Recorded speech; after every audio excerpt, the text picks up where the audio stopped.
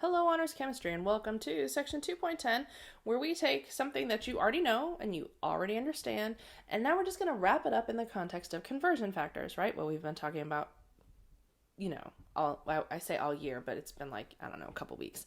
But anyway, so back in middle school, you learned about density, or maybe even earlier than that, right? As the relationship between mass and volume, right? For a substance. Which means that it's always got two units as part of its, or two pieces of information make up the unit. Yes, mass and volume. Every time for the rest of the school year, right?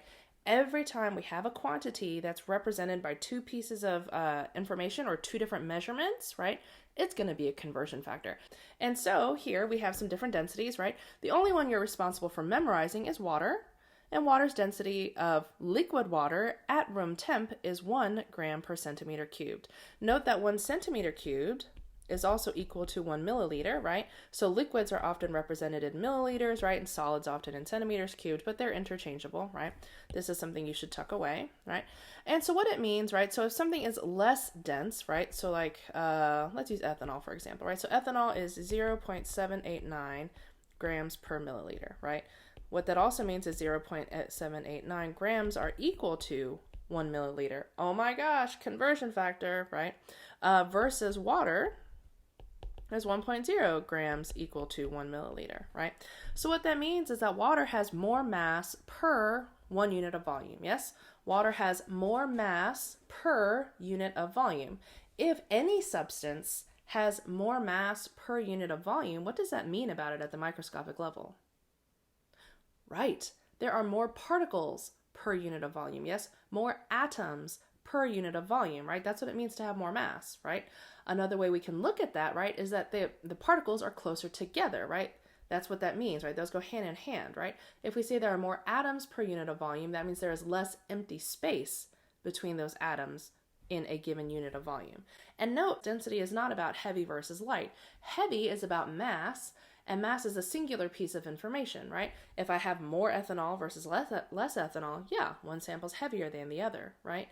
But when we're talking about densities, right, we would say that one has more mass per unit of volume. One has more atoms per unit of volume, okay? You have to tie the two pieces of information together, right? So then this is really just a conversion factor, right? So lo and behold, let's do some. So this is your skill builders from section 2.10, right? So this is the follow-up. So in the first part of the problem, they determine the density of a ring. It turns out it's not quite right. And so they give her a new ring. This time it's supposed to be platinum. So she finds the mass of the ring to be this, right? And its volume to be this. Now note that the problem could be less overt about it and just say she measures things and she comes up with this many grams and this much centimeters cubed, right? You should be able to see grams and know, grams is a mass, right?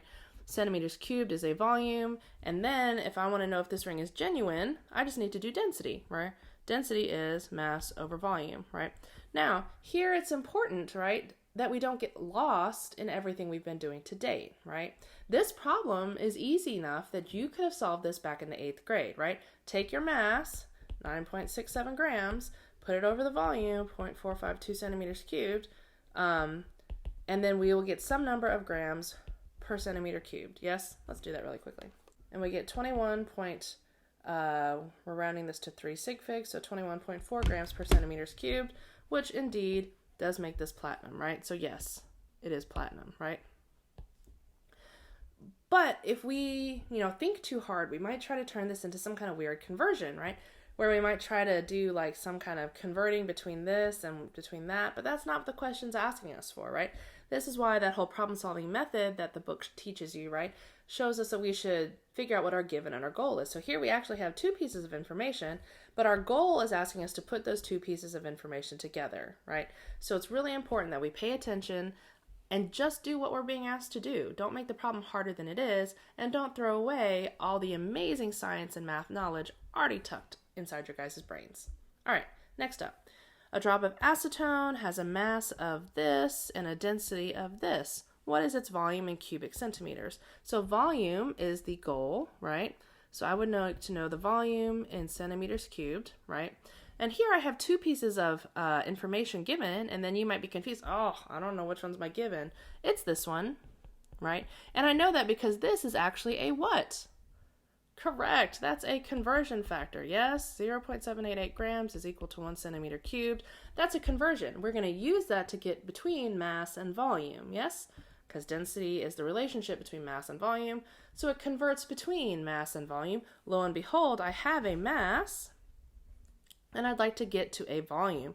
So we have milligrams of acetone, and then I'm going to, if I want to use this, what do I actually have to do first?